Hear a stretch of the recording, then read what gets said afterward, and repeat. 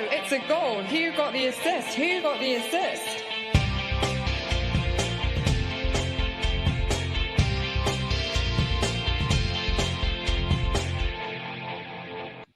Hello everyone, what a fun weekend. Yes, we're back as FPL returns and the running kicks off with a high scoring game. We've got relatively high scoring, but high scoring enough for us.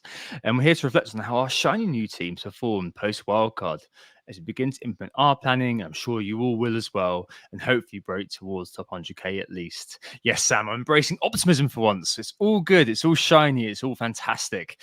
And as you can guess, I'm joined by Sam as always. Hope you're good, mate. You said to me on Friday you were stuck in Southampton trying to desperately find a way home after the match. Hope you're all rested up and ready to go now.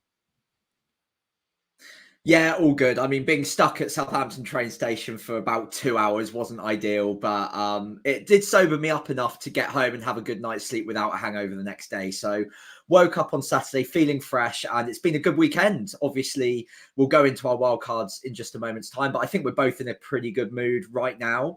In the meantime, though, we are Who Got the Assist. On today's pod, we're hoping it'll be a bit of a shorter one, but we always say that, and then it ends up being an hour and a half anyway. So apologies in advance if we do natter on. But today, due to the tight turnaround, we'll be reflecting on Game Week 30 and a bit of talk about the final decisions that we made in terms of wildcarding last game week. And just to update you mainly, but also the wider discussions on what will happen next for people on most of the main pathways. We'll also be having a look ahead to Game Week 31 as per normal. Lots of decisions being made alongside a few wildcards being active, no doubt, in the aftermath of the game week that's just concluded. It is Sunday, the 31st of March, Easter Sunday, if you're in the UK especially. Game week is over. The next deadline is coming up very, very fast, though. So no time to waste. No, indeed not. Right, well, scores on the doors, Samuel. And yeah, it was a good week for both of us, wasn't it? I'm first.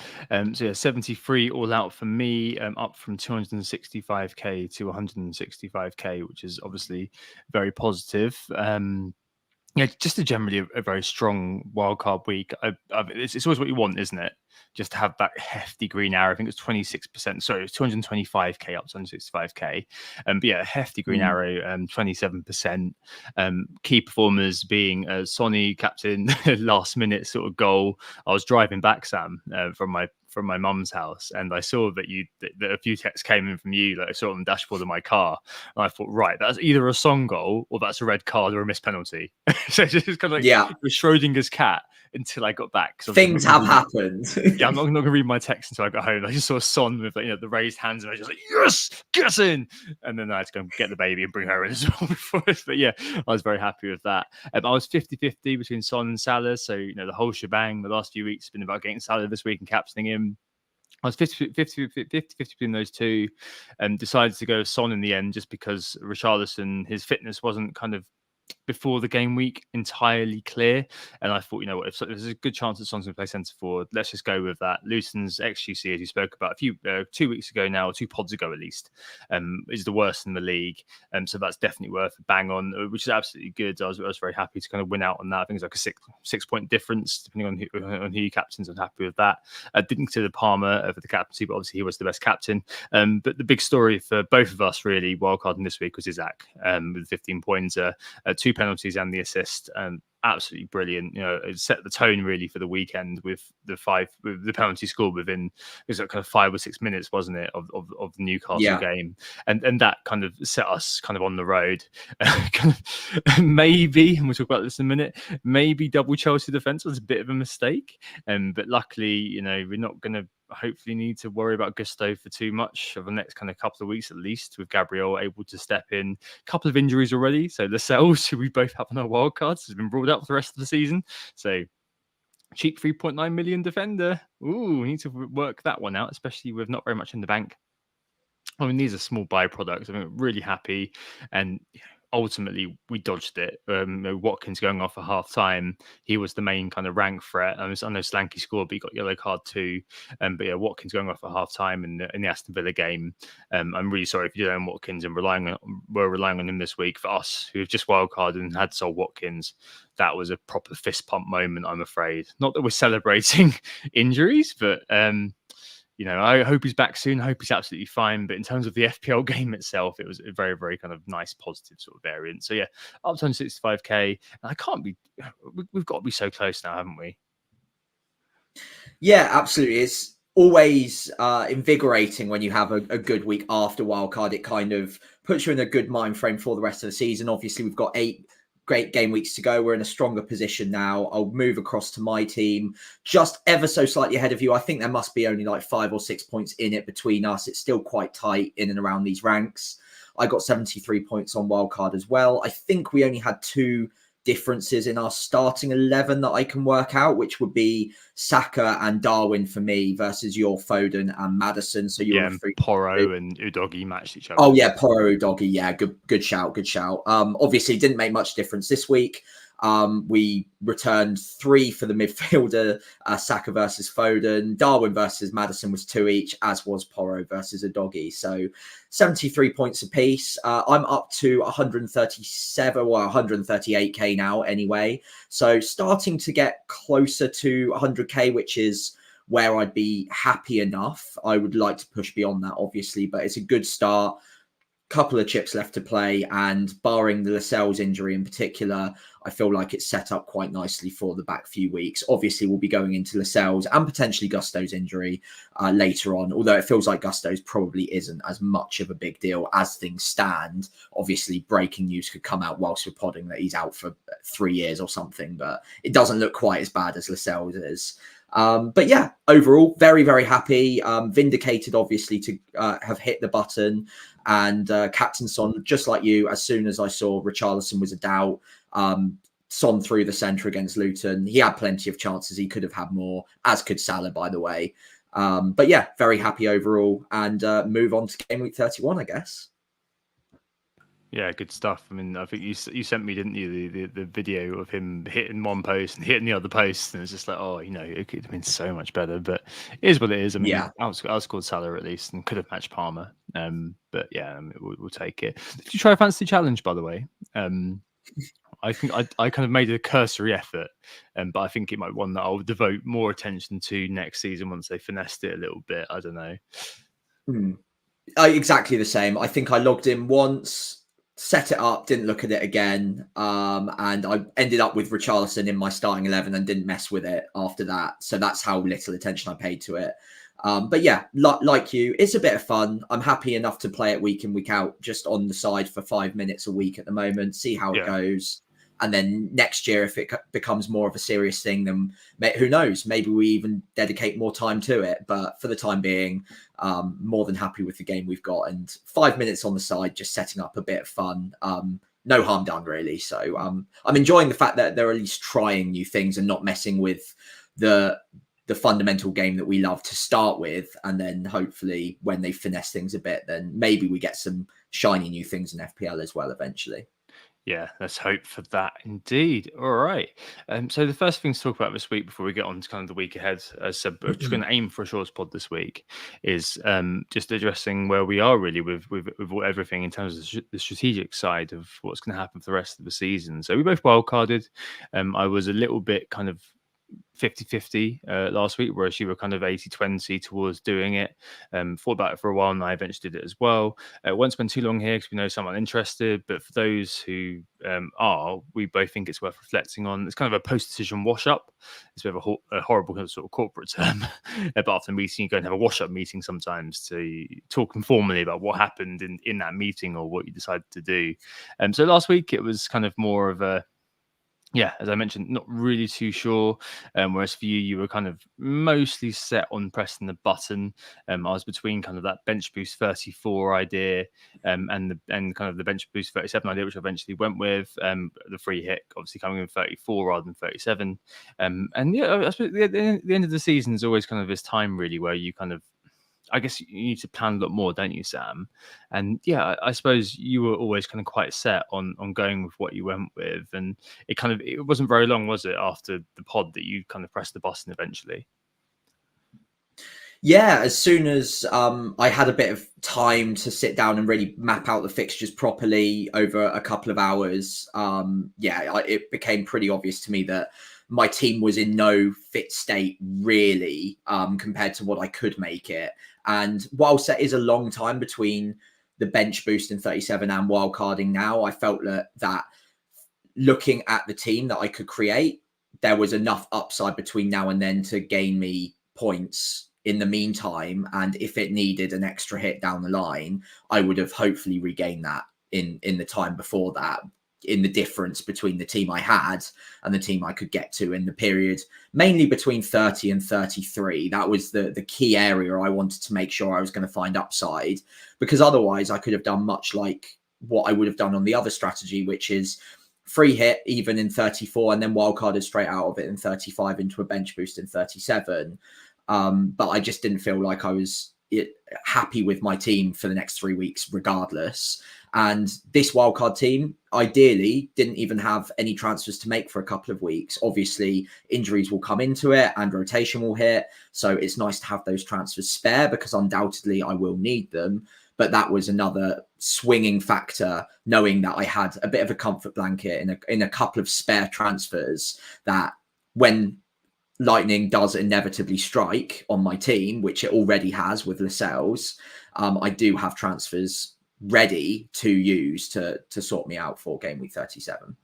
Yeah, I mean, you went for more of a final sort of setup, I guess, in some ways. Like you had Anana, you man Doggy, like Saka in place. You had Darwin over Foden for me, whereas you're kind of saving Foden until later. Whereas I kind of left Ariola in place. With a goalkeeper transfer on like game week 37 to come, that allowed me to keep Porro over Udogi, because I kind of looked at the underlying data and thought, you know what, I prefer Porro over Udogi. And then I had a 1 week punt on Maddison. I've got perfect money in the bank for Saka this week, and I've got Semenyo. The idea being the third forward kind of comes in later.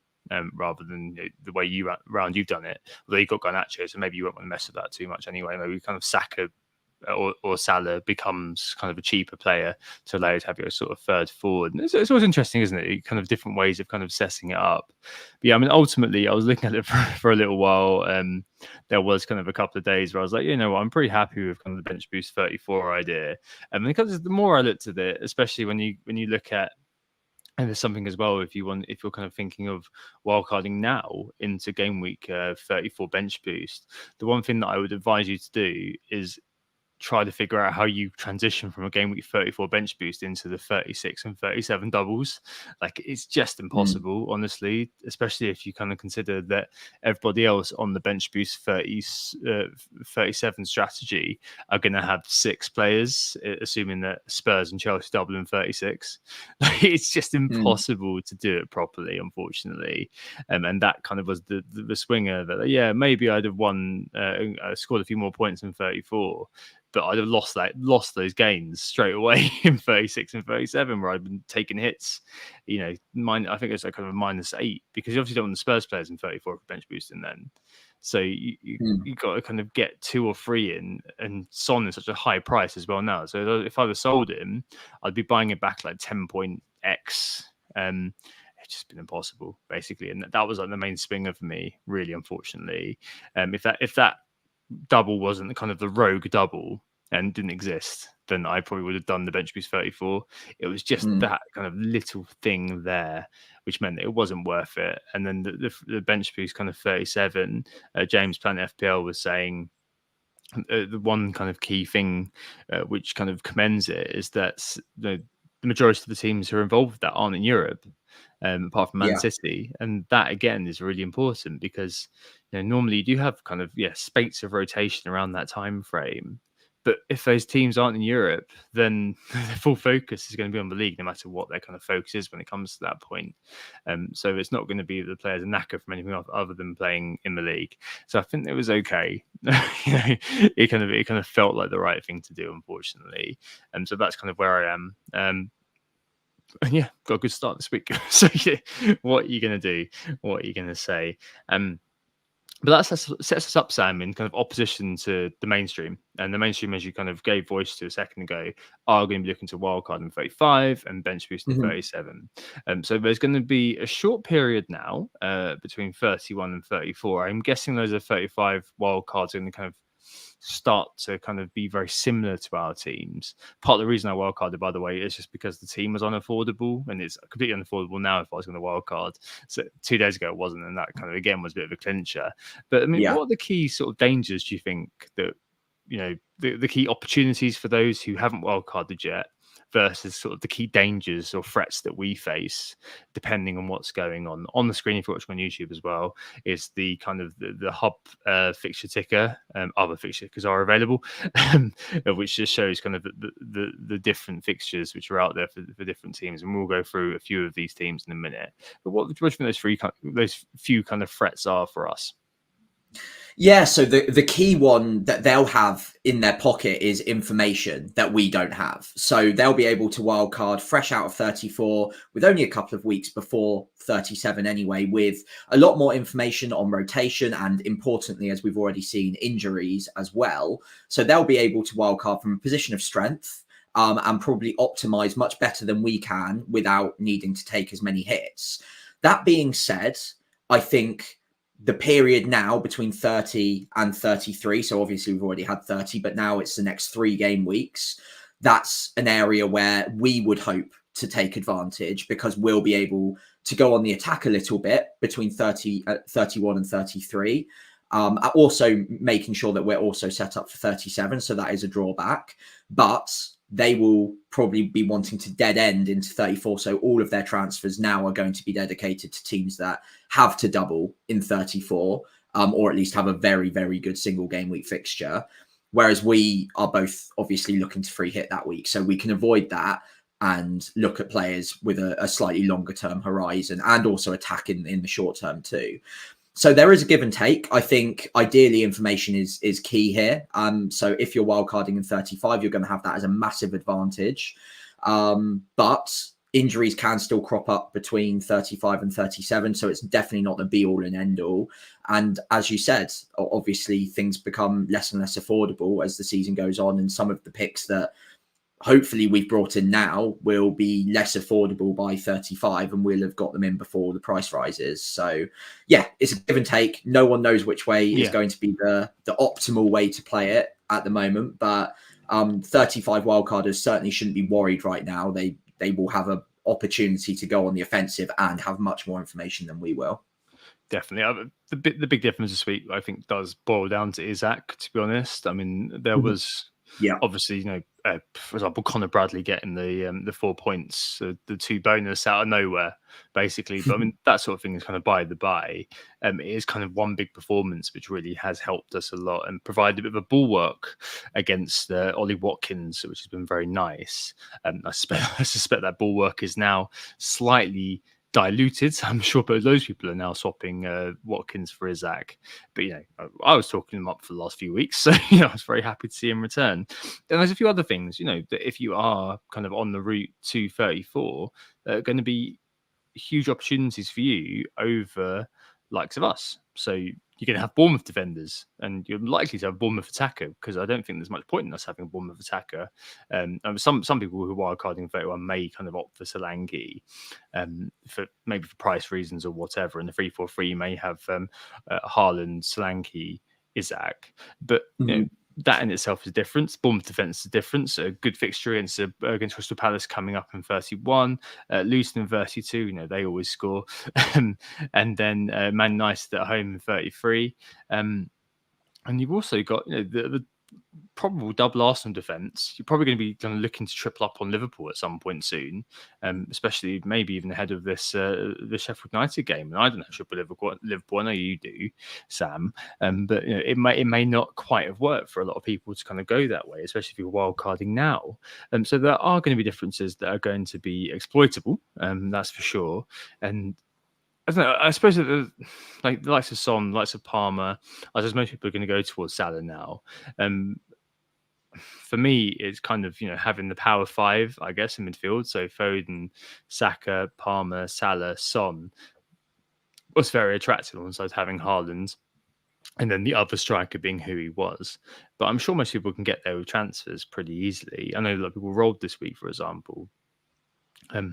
So actually, even though the end of the season can be quite formulaic, I guess, there's always going to be opportunities in there, even if they are smaller and smaller. But that's kind of the nature of the game, I guess, right now. Turning to, I guess, kind of the next kind of few weeks. So I know that 31's herring up, and we'll talk about sort of that in the acute detail in not very long. There are a few teams, obviously, that are of real interest for the next kind of up until game week 34, shall we say, if you look into wildcard in 35. I mean, there are teams like Everton, Wolves here, Sam, and Bournemouth as well, as I've referenced, and also Crystal Palace, who may kind of be on the radar. Maybe not Palace actually. Maybe not Palace actually, because they've got City in 32 and Arsenal in Liverpool in 33. They're not the best two fixtures in the world, are they? But I mean, would you be? I guess you've got to be loading up on these players right now, alongside obviously Liverpool up next, Sheffield United at home, Arsenal up next, Luton at home. It's just logical, really, to be pulling into these kind of teams. Are there any players, especially, you'd be thinking, yeah, you know what, these are guys I need to tick off essentially ahead of 34 when you're just playing through, not using a chip, and just going into the double as it is? Yeah, so like you say, I think triple Liverpool and triple Arsenal will have to be the priority if you're just playing through to 34 now. So obviously both have great home fixtures this week. There is obviously also going to be slight doubts around which ones, especially in Liverpool's 11 at the moment, are going to survive all the way to 34. So despite the fact they have a good fixture this week, buying the likes of Darwin or Connor Bradley, for instance, might not be as simple as it might seem on paper, because you're probably trying to set up intentionally for players that definitely will play in 34. Now, Darwin, I can't remember exactly which week it runs out. Is it 33 or 34 that Darwin's yellow cards tick over? But he's on at 8 yellows at the moment, isn't he? So 2 more. 32. I think it's 32 games. Is it 30? I think it's 32 games played when that happens. I'm 100% sure. Okay, so he would need 2 yellow cards in the next 2 games, I believe. Yeah. So that is obviously unlikely to happen, and I'm sure he's been told that you can't be getting 2 yellows at this point in the season, please. So he might be a bit safer. But Connor Bradley, for instance, I think, despite his price, he's going to be very tough to aim for ahead of 34, because Trent looks like he's going to be back before then. Kelleher as well. We're getting mixed reports of when Ellison's going to be back, so he's quite hard to pick up. So Salah's really the only obvious one that you absolutely need to get back to for Liverpool. And after that, it's kind of pick your own battles a little bit. With Arsenal, it might be a little bit more simple. So Saka, one of the defenders, I'd say Gabriel is the obvious one. Although the likes of Benjamin White, rather, Saliba as well, Raya in goal, are all very tempting picks. And of course, Havertz has been playing pretty well as well at 7.2. So there are plenty of options there. And I feel like Arsenal's strongest starting 11 better than Liverpool's at the moment in terms of which ones are going to survive till 34 at least. So prioritizing those makes a lot of sense. And then after that, Solanke is an obvious buy if you're playing through, because they've got great fixtures up until that point, and they'll have very high ownership come 34. Maybe an Everton defender, Branthwaite or Pickford, also makes a lot of sense too. Definitely. I think the only thing to obviously bear in mind is the buying games which sandwich the Aston Villa game in 33 absolutely before the Wolves game, and very, very tired teams. So it might be that Wolves game is the rotation pickup for Arsenal. Obviously, it's something that it's very difficult to sort of it's very difficult to legislate for that right now, because it makes sense to be buying in these players, especially ahead of Luton. I don't know. I think if you are sat there with one defender and Saka, on Saka, by the way, I'm sure you've seen this by the time this goes out anyway, but Arteta has said there's no issue with Saka. He was just fatigued. That's the reason that he got subbed. So there's no injury worries to deal with there. But if you've got like a Gabriel and you've got a Saka, maybe you'd be considering like a defender pick, or maybe Odegaard. I think those are the only two I'd kind of really be looking at with any certainty. The rest of it is all up in the air, really. like as boring as it is, as you said, maybe it is a Benjamin White, a Benny Blanco. Mhm. Oh, I miss Benny. I do. I hated him for a long time. No, I grew to love him. It was a toxic relationship. Threw him out because I had to, and I want him back. Yeah, it was really toxic. But but the fixtures aren't that great, are they? Really? Luton game is obviously a big sort of carrot. Brighton game, well, they can score. They can definitely score. The Villa game, surely the mind's going to be on the Champions League, and then you're in the Chelsea and Wolves games, and those can be quite difficult. I don't know. Maybe if you do have the option between the defence and the midfield there of Arsenal, maybe you would be looking at the double midfield as it stands. Yeah. Like, I wouldn't spend too much time thinking about the City game. Like, I think that that game, we'll say, seeing the bold claims. I think that both managers didn't want to lose effectively, and that kind of seemed pretty clear straight away in the game in terms of how both teams were set up. I'm ready to be stood corrected by or someone who's more kind of tactically astute than I am, but that's kind of the way I looked at it. But yeah, that Luton game as well, surely a kind of a hefty carrot. And I'd imagine as well that if you are going to go for double midfield, most people who are free hitting and 34 are going to be getting the double midfield as well. So maybe that could be quite fun to do. But if you've got double defence, wouldn't worry about it. We've got the best XGC by an awfully long way in the league at the moment, and I'm a bit worried, Sam, almost about the Luton game, because if we do keep a clean sheet, and I assume we're both gonna have Saka and Gabriel. If that doesn't, if there's something else other than that kind of happens, then yeah, that could be quite a big sort of liability for us. But there you go. And then Liverpool as well. I don't know. Would you be buying Darwin this week, for example, Sam? So maybe you'd be looking at selling Watkins. There's a Sheffield United game in front of you. Do you have any concerns about Darwin?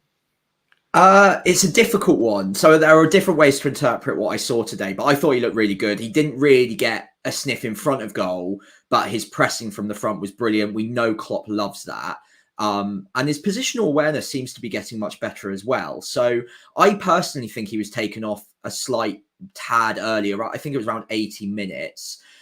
Because they want to keep him fresh for the midweek game because he is just that important. But there are other ways of interpreting that. He did withdraw from international duty with a small injury. So maybe he could only manage 80 minutes and he's going to be rested in midweek, and they were getting Gakpo up to full fitness with minutes in his legs ready to start in midweek as well. So it could go either way. As an owner, there is not a single universe that I'm going to be looking at selling him this week, but I am crossing my fingers a little bit and just hoping that he does get good minutes, because it's definitely not a certainty. For what it's worth, though, if it's even 30 minutes at the end against Sheffield United, I do kind of still fancy it. Would I be buying him this week? I think just the fact it's Sheffield United would be enough to push me over the edge and say, yeah, go on, I'll have a punt on it. But it is a risk. Feel you. Yeah, it's rock and a hard place, really, isn't it? I'm happy to let that go until I get more information before the free hit. This is why I wanted him in 30 rather than 31, because then I didn't have to make that decision.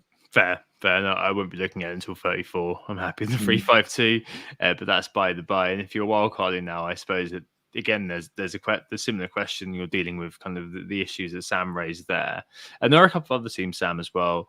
Just to kind of round off this little section here, Everton are top of the fixture ticker, with Newcastle away. Obviously on paper that's a difficult fixture, but they can't defend, and they didn't have a defence because everyone's injured.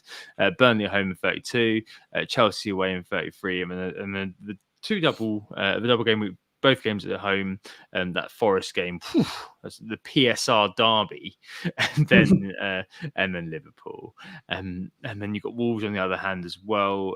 Gary O'Neill was fairly sort of phlegmatic about the situation they were in. He said, we lost this week 2-0, and it was just a case that I had to do what I could with the players that I had. But Burnley up next midweek, depending on who's back for that. West Ham 32, as discussed, not the strongest defence out there, and there's evidence again with Newcastle managing managing to score the fourth. Well, Harvey Barnes' second goal though. What a goal that was! Awesome. 33 Nottingham Forest away, and then Arsenal and Bournemouth. The double is not the best in the world, but it's not the worst. I mean, it's probably kind of quite limited really to Ain't Nori or maybe kind of Sarabia just for ex-Min to Wolves. But I mean, both those teams potentially. I mean, you could start to kind of fill out the edge pieces there, and maybe they are kind of ideal enablers if you are looking to bring in likes of Salah, aren't they? Really. Yeah, absolutely. I think those edge pieces are going to be really important, especially if you are one of those that is on a bench boost 34 strategy. Sarabia is a great budget enabler, by the way, as well. Good for X minutes. Data's actually pretty decent too. I think I remember back, was it around game week 26 or game week 27? People were really, we brought in Huang, but there was a lot of discussion about Sarabia's data. And yeah, so he's still ticking along pretty well. So yeah, Wolves are not a team that we should absolutely ignore. Like you mentioned, the fixtures before game week 34 are probably good enough that you could eye up bringing them in ahead of time, especially Ait Nuri with such limited amounts of defenders at the moment in the game that we're even half interested in. He's a player that is regularly finding himself in the box and getting chances now. So yeah, I would not mind that as a punt at all. And even if you aren't free hit, even if you are free hitting in 34, the fixtures around that are still pretty good and probably good enough to consider him anyway. Yeah, absolutely. I wouldn't mind that at all. And yeah, outside of that, I think we'll kind of go into that in a minute in the 31 preview. And I think we should probably start that, Sam, with bold claims this week before we move into the preview proper. It's now 8-5 to me, I think. Yeah. After you're on a hell of a streak. I am. After this week's prediction went very well for me. But yeah, you weren't very far away, were you? And it was just a very, very slight offside call, and you'd have been in with a last minute assist for Tony. If he had scored the first goal, who knows what would have happened? But yeah, slightly offside and the right decision too. Yeah, and Andy hit the post as well. His finishing boots weren't quite laced correctly over the weekend, but it was a man of the match performance. He did incredibly well against that Man United back line. So yeah, not a double-digit haul, and this was mainly hedging against the fact I was wildcarding anyway. So I was still quite relieved to see him not get many points, knowing that I'd sold him on the wildcard. But yeah, nevertheless, I've lost another point to you, so I have to bow to your superior bold claim knowledge at this point. Yeah, I had City Arsenal 0-0, and so it proved basically my suspicion was exactly what played out, that both teams didn't want to lose effectively, and it was it would be a very boring drab game as per my experience of the games that are like that, when they are meant to be kind of built up as being kind of title deciders, blah blah blah. They always tend to be draws, and that game was no exception at all. I've forgotten it already. Right. For the week ahead, Sam, where are you with this? So again, I'm hedging once again, but I do fancy Gakpo to get decent minutes, whether that's for Luis Diaz or for Darwin. And it seems logical that he'd come in and get reasonable minutes anyway. And against Sheffield United, I back him to get a couple of returns. So he's my bold claim for this week, 10 points or more for Gakpo, to either break my heart with a Darwin benching or hopefully alongside a Darwin haul. Well, you know that Darwin's non-penalty shy per 90 is pretty elite, so you'll probably be all right. Come off and score an assist or get a couple of FPL assists effectively through, or just a yellow card. yeah. I mean that's kind of been the procedure, hasn't it, recently? But we are We're optimists now, aren't we, Sam? That's the way we look. That's the way we look at things. We don't say these things. We say that you can come off the bench and at least get a couple of assists for you if he is benched at all. And I am going for in the Arsenal versus Luton game, both teams to score in both halves. I don't know. I know Arsenal, our defense is probably the best in the league. I wonder whether Luton will go hell for leather in that game, and I wonder how we're going to approach that, especially after a very, very high octane game against City. It's 10-1 on Paddy Power, so it is a bold claim. It's definitely bold, according to the bookies. So both teams to score both halves. I think Arsenal probably wins, 4-2 or something like that. But BTTS, both halves is my bold claim for the week in Arsenal versus Luton. Cool. All right. Very nice. I like that one. Yeah. took a while to get there. So game week 31 then, there's a few key issues here. Wildcarders, what they do now. Let's look at kind of where we are compared to them. And then for everybody else, and including them as well too, to some extent, best caps in and best transfers in. So the best wildcard teams now, I think it's interesting to reflect on because obviously we're both locked in. We've got our wildcard teams. We're kind of stuck with them. Albeit, I've already got a plethora of flags in my team. Lascelles gone for the rest of the year. Gusto, we don't know what's going on with him. I've got Areola now for the first time in weeks. Get him in straight away. He's injured, so living the Areola experience like all of many of you are living. So I don't know. What would you do now, Sam? Would you kind of go basically the same structure? I think probably I would. I just kind of maybe kind of have a bit more flex around the edge pieces. So Van Hecker over Lascelles, for example, probably be in. I don't know. Maybe I'd still go with like you have a Vanana over Areola. Gusto can obviously go in the bin, and a few other bits and pieces. But broadly, I think our kind of structure is very, very similar. I don't really think that it differs too much if you're wildcarding now. If you have that free hit in the pocket, if you don't, then maybe it's a little bit different. Then maybe you do start to kind of take on board what we were saying earlier on about the upcoming fixtures and building your team around the triple Arsenal, triple Liverpool sort of look up. Just remember, as I said earlier on, to figure out how you're going to get to 3 or 4 Chelsea and Spurs players in 35 and 36. Maybe that's a roll in 35 into 36. I know it's really kind of, it's a bit ahead, right? But at this time of the year, that's what you got to do. You got to plan ahead, and even if it doesn't kind of work out, then so be it. Because right now, you've got to just know where you're going to go with whatever team you're going to build. If you're wildcard now, or you're kind of taking transfers into, if you're taking transfers into 34. Best wildcard team, Sam. Any sort of differences you think that you make compared to what we've done? Yeah, so I think Connor Bradley would probably be a sacrifice if I was to wildcard now. I very much wanted him for 2 weeks, possibly 3 at an absolute stretch, but one of those fixtures is now out of the way. So with one less transfer to use later on, I'd probably not be taking a risk on him now, knowing that Trent is fairly close to coming back. I think he's good for midweek, but for a 1 week punt, I'm not sure I'd take that risk now. Especially as Lascelles is also now completely out. So having that without the Lascelles backup, I'd probably sacrifice Bradley and Lascelles, probably bring in the likes of Van Hecker, as you mentioned, and maybe even look at Branthwaite. No double in 37, but a good fixture against Sheffield United, and it might just be worth the money. The other one that might be creeping into a few would be Maguire, although with defensive centre-backs coming back for Man United, it does look like maybe his position could be under threat at some point. So probably wouldn't take a risk on that now. But yeah, generally speaking, I don't think there's anything I'd change in my front 8. And yeah, it's just defensive stuff that I'd maybe mix around a tad. But again, not a great deal. You mentioned earlier that the Chelsea double defense might be a mistake. And I think I messaged you at the time when they conceded to Burnley with 10 men. Even as I'm saying this, I realise it's definitely a mistake. But they've got good fixtures. They're really, really cheap. You can have them on the bench, or at least one of them on the bench for most weeks. And Gusto did look objectively very good. Yeah, always does. Good data, 0.68 XGI per 90. Well, and XGI, not per 90, because it was a match. But yeah, he had a good game. It's just Chelsea cannot keep the ball out the net. So bit frustrating, but I still think I'd do it again now, to be honest, and just roll those dice. Yeah, I think I'd just there's so limited defenders I'd want anyway. Look at how many clean sheets were kept. Is it like 2?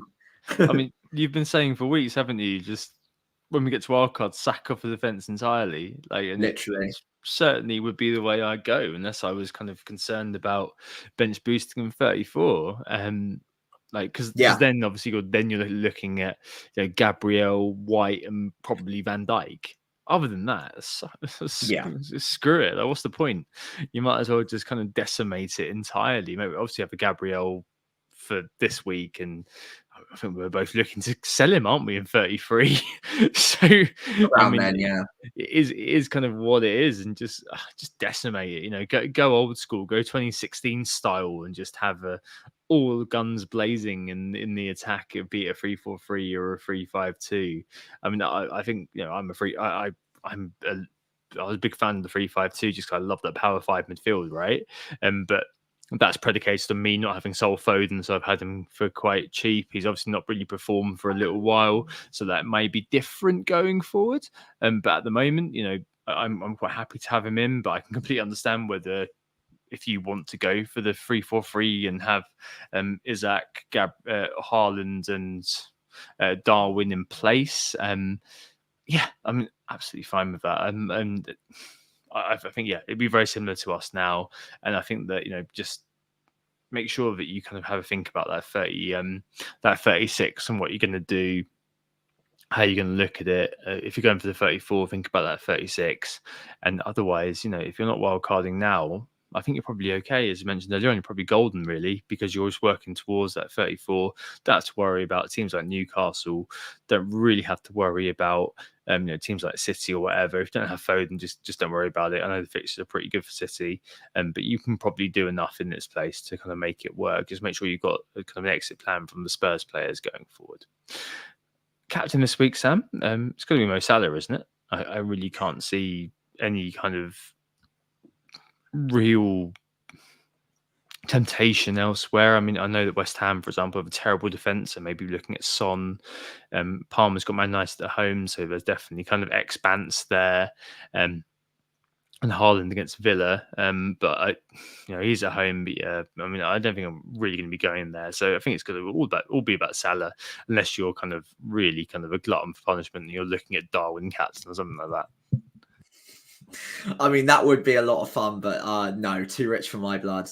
For me, it's between Saka or Salah. Obviously, Saka going off with apparently nothing is going to probably put off a few more people. And as well, we're quite results driven, aren't we, generally as human beings? So seeing Salah score and Saka not is probably another thing that maybe non-consciously swings it towards Salah just that little bit more. But the data is better. Obviously, Liverpool against Sheffield United, you'd expect a number of goals. So yeah, I think it'll be pretty hard to ignore Salah this week or 2 weeks in a row after we did this week. Nonetheless, Saka, if he does get good minutes, is also a good captaincy option this week. I'm just personally on Salah, and I don't think I'm going to overthink it on this one. Yeah, no, that's literally what it comes down to, isn't it? Just don't overthink it. Sheffield United at home, you could be thinking, oh yeah, Sheffield United, they're going to put up a low block, blah blah blah. They're going to be like Milan in the 1980s. No, let's not go down that road, because it is often the road to ruin. There's a reason why he is projected to score very highly. The other thing, Sam, if you do have triple captain left, could this be the week? It could be. I think it is dependent what other chips you've got left as well. If you've only got a triple captain left and you don't need to worry about a bench boost or a free hit, then I'd probably look at using your triple captain in the double. But if you've still got free hit and bench boost left to go, then single game weeks are probably going to become more tempting, because the only other double is going to be either 35 or 36, where you're probably looking at either Son or Palmer as a triple captain option.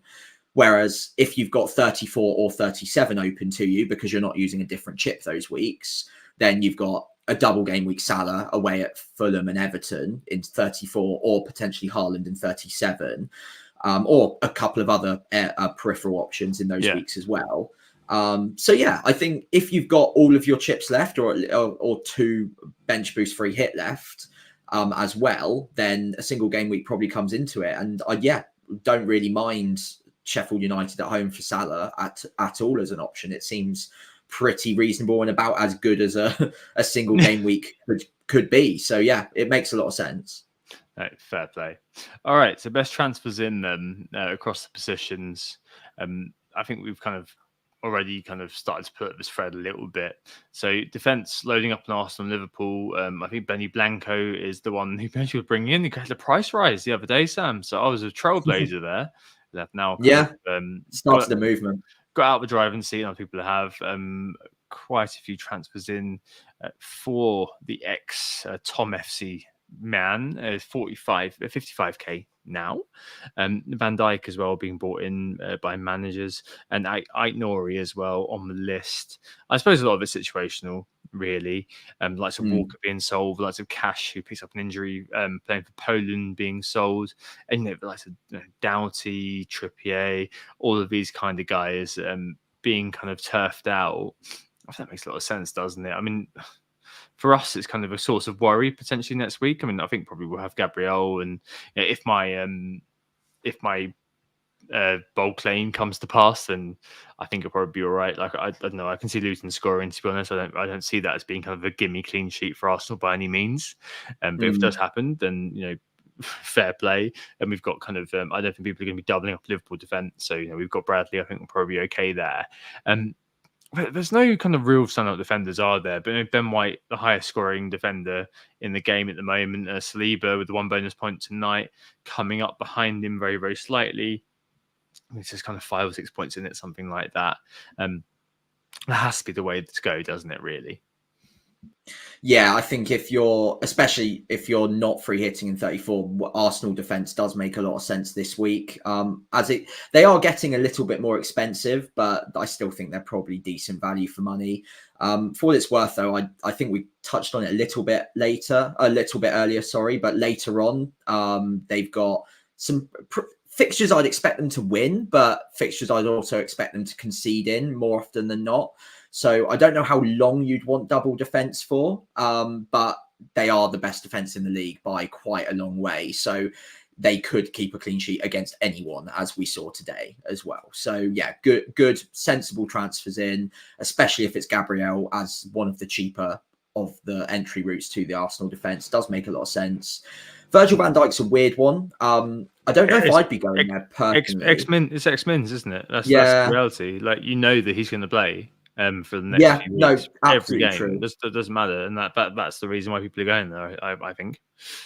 Yeah, that does make sense. I think more strategically what it could do to your side, especially midfield and attack. But I haven't mapped it out, so maybe I'm just being a bit ignorant there because maybe it doesn't actually do that much to the rest of your side. But yeah, that's one I found a little bit odd when I first saw the show notes today that Van Dijk was being bought so heavily. But yeah, it could make a lot of sense in different situations. I think I'd need to free up another like 2.5-3 million to get there, so it's not on my mind at all personally. Yeah, fair play. That's the difference, isn't it? And that's Van Dijk scored a towering header. I think that's the third bottom for SGC as well, as in kind of third best. So there's definitely a lot of things to commend Virgil to you. Sheffield United game up next, and as discussed, a fair few okay games. So the United game in 32, but Palace in 33, and then Fulham and Everton for 34. I suspect we'll be looking at him, maybe Robertson or whatever on our free hit as well, Sam.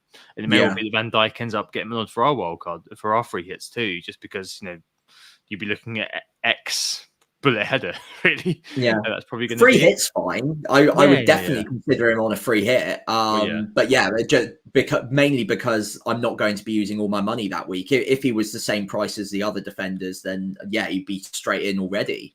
But it's just the money and what else I think I can do with it. That's all. Certainly, I'm rubbing my hands together for that free hit week. It's gonna be so much fun. Yeah, triple Arsenal attack, triple Liverpool attack. Let's LFG.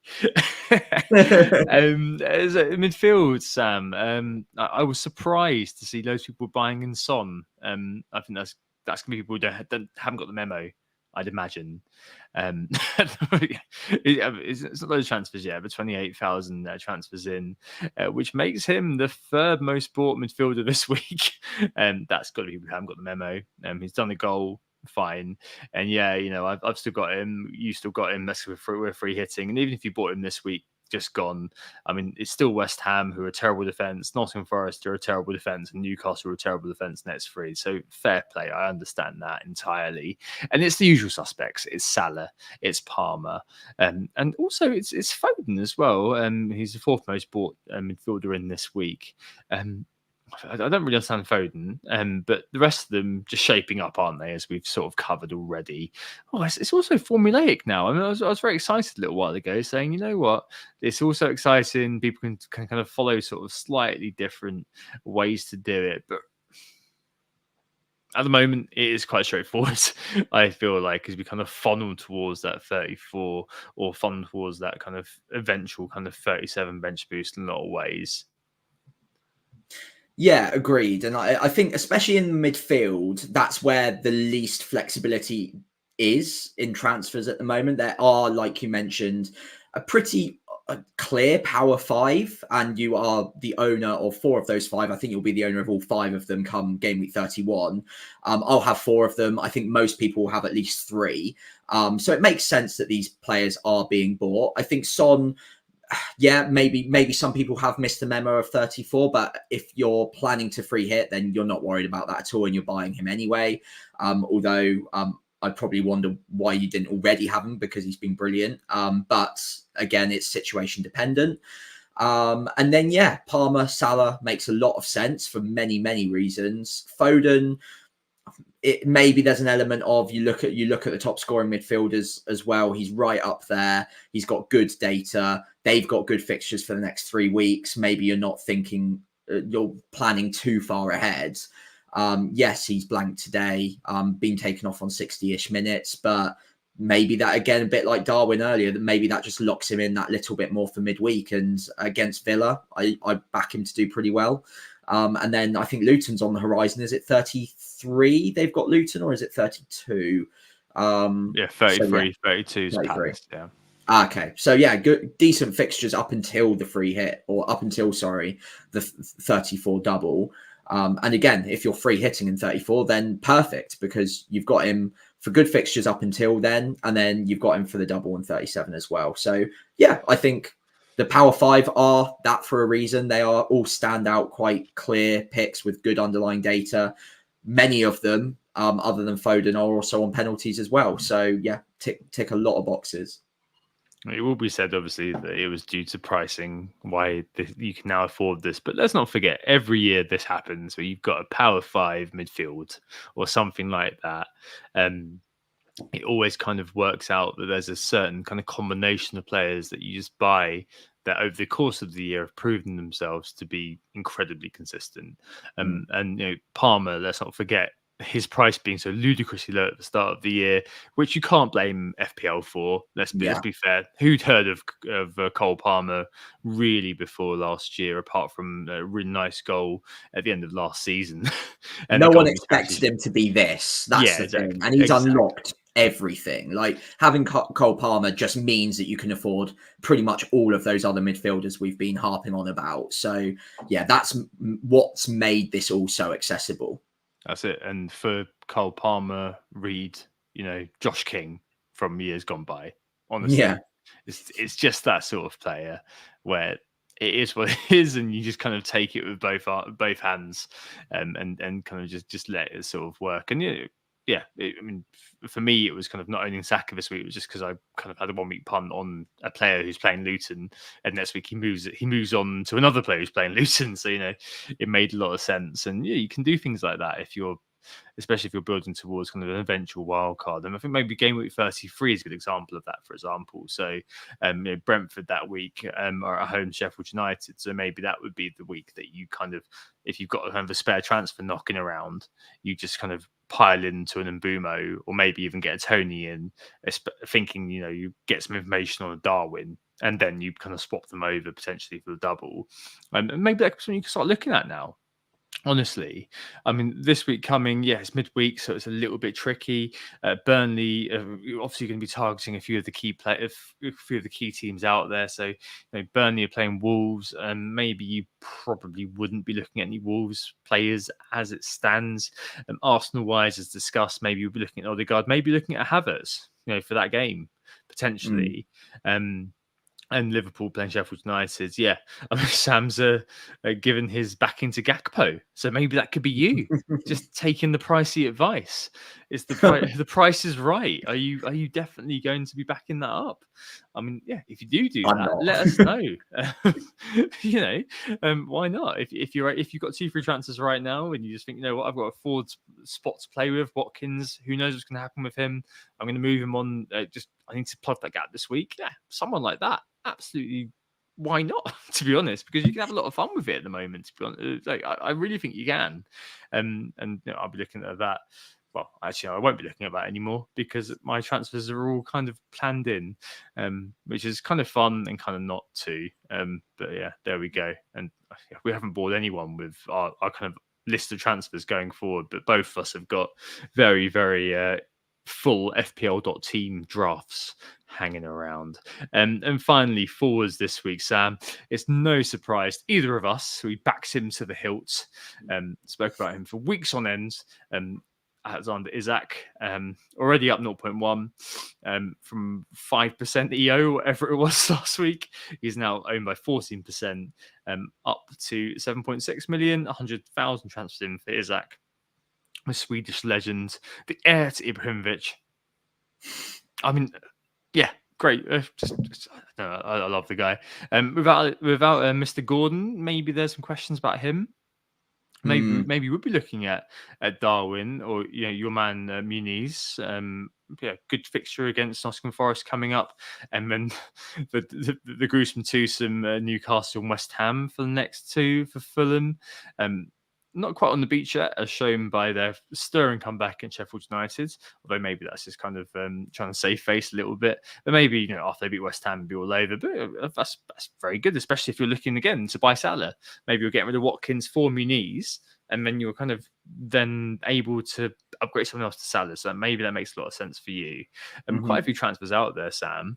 For me this week, if I wasn't going to be punting on Maddison, I was going to be punting on keep leaving Watkins in, and then bringing Salah, bringing Haaland back. Sorry. So yeah, 1 point game for me through not doing that.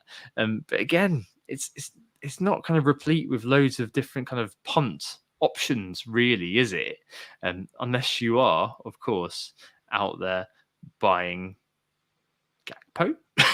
Didn't you have to in your Gameweek 1, your first ever video on your channel? Didn't you have Gakpo in your draft?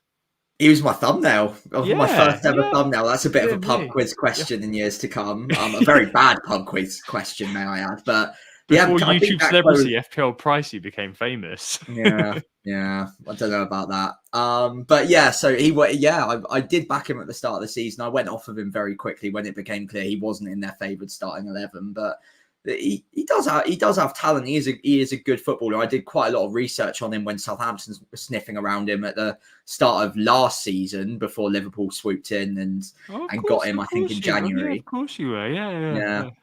This is why I'm so soft on him, because I know a bit more about him. I was following him during the World Cup, obviously, as well, thinking maybe there's still a hope. And then Liverpool, obviously went and swooped in a player far, far beyond our station. But yeah, I mean, if he gets minutes, that's why it's a bold claim, right? I don't know he'll get the minutes, but if he does, I'd back him to do well against Sheffield United. Outside of that, though, you joked about Muniz being my man. Obviously, I haven't bought him on the wild card, but I was very tempted to. And he just looks phenomenal at the moment. Like his bicycle kick, overhead kick, whatever you want to label it, was sensational. He's also just trying some really audacious things, even outside the bicycle kick. If you watch Match of the Day, he tried like a sort of rainbow flick and that went just slightly over the bar or something. It was very, very bizarre. But the kid's got confidence. So I back him to continue doing quite well. And at that price point, he enables a hell of a lot of other stuff. So yeah, wouldn't be looking far beyond him either. Cool. All right. That's kind of it, I suppose. Let's look at our teams, I suppose, to end. Not loads going on, I don't think, for either of us. I mean, as mentioned, I'm getting the Power 5. There was a bit of kind of intrigue a minute ago, a hot second ago, before Arteta said that, Saka's just fatigued, it's absolutely fine. I suppose that he and any of us watching could have told that game was going to end 0-0, barring a moment of barring a mistake or something. So Saka's coming in for Maddison for me, perfect money. So I'm at 0.0 after doing that. No, I'm at 0.1 actually, because Saka fell last night. So I've got 0.1 million wiggle room to spend eventually on getting the sells up to someone else. All the excitement, Sam, I can barely contain myself. But that's kind of the way it is.